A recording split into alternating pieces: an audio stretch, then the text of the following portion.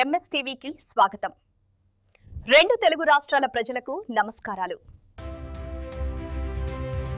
Welcome to MSTV. ఈరోజు కాంచనపల్లి గ్రామానికి వచ్చాము.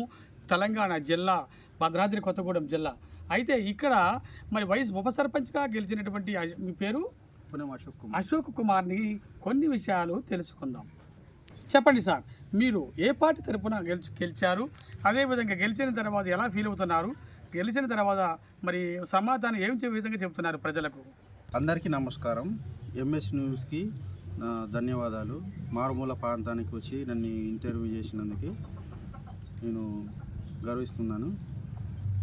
ఇండిపెండెంట్గా ఎన్డీ పార్టీ తరఫున ఉప సర్పంచ్ గెలిచాను.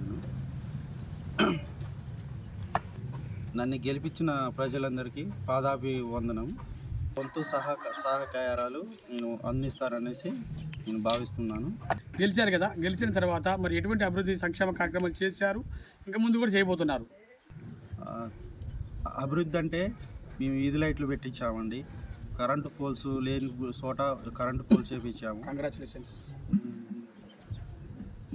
డ్రైనేజీలకు మొత్తం క్లీన్ చేయించాము. మొత్తం అన్నీ పగడబందీగా చేపిస్తున్నామండి. సరే, వెరీ గుడ్. మేము పేద ప్రజలకి ఇప్పుడు ఇందిరమ్మ ఇండ్లు వచ్చేటి ఉంటే స్వచ్ఛంగా పేదలకి ఇవ్వాలనేసి మేము భావిస్తున్నాము. మా పాలన చూసి మమ్మల్ని మరీ తర్వాత ఇంకా గెలిపించాలనేసి మేము చూస్తున్నాము. ఓకే సార్, మరి ఇండిపెండెంట్గా గెలిచారు కదా, మీ ఏదైనా పార్టీ ఆహ్వానిస్తే ఏదైనా పార్టీలో వెళ్తారా? లేదండి, నేను వెళ్ళను. ఇదే పార్టీ ప్రజలు నన్ను నమ్ముకొని వేశారు కాబట్టి నేను ఈ ఎన్డీ పార్టీ తరఫునే ఇందులోనే ఉంటానండి. మీరు రాజకీయంలోకి ఎందుకు వచ్చారు? ఉప సర్పంచ్గా ఎందుకు గెలిచారు? ప్రజాసేవ చేయడానికి వచ్చానండి. మాది మారుమూల ప్రాంతం, గిరిజన ఏజెన్సీ ప్రాంతం అండి మాది. నేను ప్రజల కోసం యూత్ను ప్రోత్సహించడానికి నేను రాజకీయాల్లోకి వచ్చానండి. యూత్ గిడక ముందు ఎదగాలనేసి నేను కోరుకుంటున్నాను. మరి కాంగ్రెస్ ప్రవేశపెట్టిన 6 గ్యారెంటీస్ మీ గ్రామానికి ఏమైనా వచ్చినాయా, ఇంకేమైనా రావాల్సిన ఉందా? చాలా వరకు వచ్చాయండి. కొంతమందికి అయితే అసలు రానోళ్ళు ఉన్నారు, కరెంటు ఫ్రీ రానోళ్ళు ఉన్నారు, ఇటు ఇందిరమ్మ ఇండ్లు రానోళ్ళు ఉన్నారు, ఇటు గ్యాస్ బుకింగ్ చేస్తే అటు 500 పడతాయి అనేసి అన్నారు సబ్సిడీ. అవి గిన పడట్లేదు. వాటి కోసం మేము గుర్తు చేస్తూనే ఉన్నాం ప్రతి గ్రామ సభకి.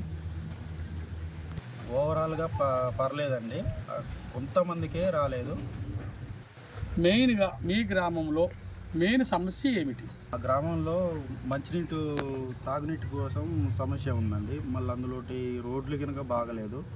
రోడ్లు వాటర్ ట్యాంక్ అండి. వాటర్ ట్యాంకు వస్తే అది ఇంతకుముందు ఎప్పుడో కట్టారు కానీ అది మొత్తం వాటరు పైనుండేళ్ళు జారిపోతున్నాయి. మళ్ళీ అందులోటి రోడ్లు ఒకటి బాగలేదు.